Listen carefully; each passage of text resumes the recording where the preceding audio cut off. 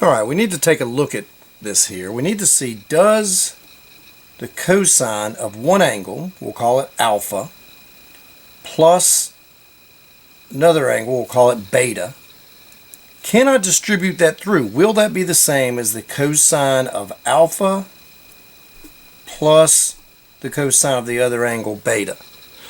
Well, all we have to do is let's just try something here and see if you can distribute it through. Well, let's say alpha is 90 and let's say beta is 90.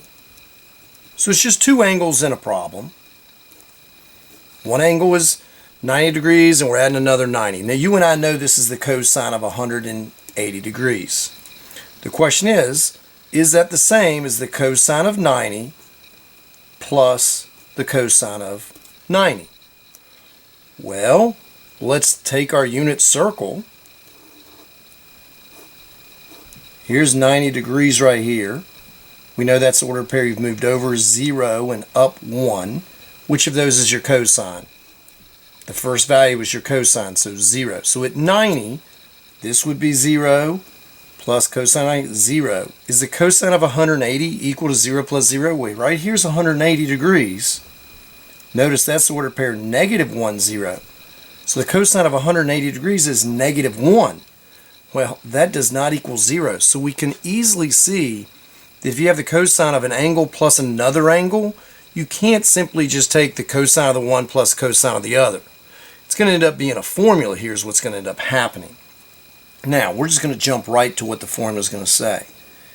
The cosine of one angle, let's say plus the other angle, what it's going to be is it's going to be the cosine of the first angle, alpha, times cosine of the second angle, beta.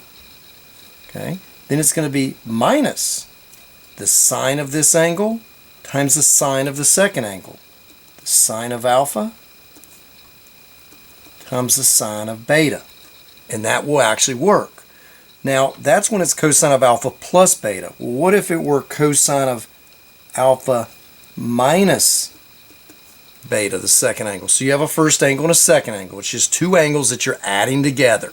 It's like the cosine of 20 degrees plus 30 degrees. We know that you can't do cosine of 20 plus cosine of 30. It doesn't work. But you could do if it were cosine of 20 plus 30.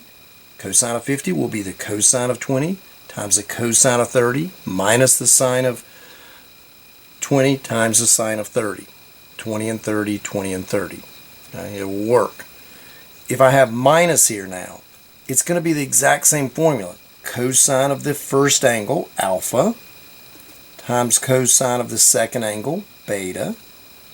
The minus is a plus. So when you're subtracting, it's the opposite. That's going to be a plus there. Sine of alpha times sine of beta. Now the thing is, notice that it's exactly the same formula. Everything's the same. This part are the same. That part, that. The only thing that's different is right here. When you're adding, you want a subtraction. When you're subtracting, you want an addition.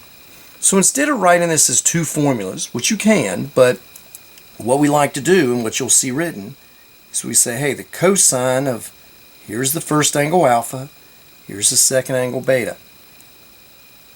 Up top will be a plus, down below will be a minus. This is just saying, hey, plus minus. So it'll be the cosine of alpha times cosine of beta. Notice you had a plus sign up top. So when we're doing addition, we need to tell it to do what? Subtract. So up top we'll put a subtract.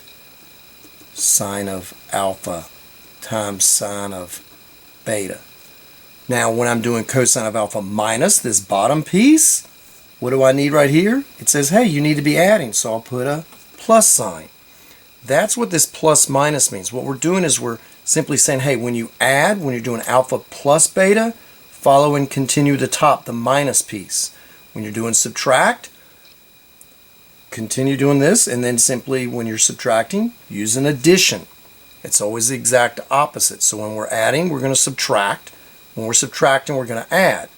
Now, when we have the sine, what if I'm doing the sine of an alpha piece?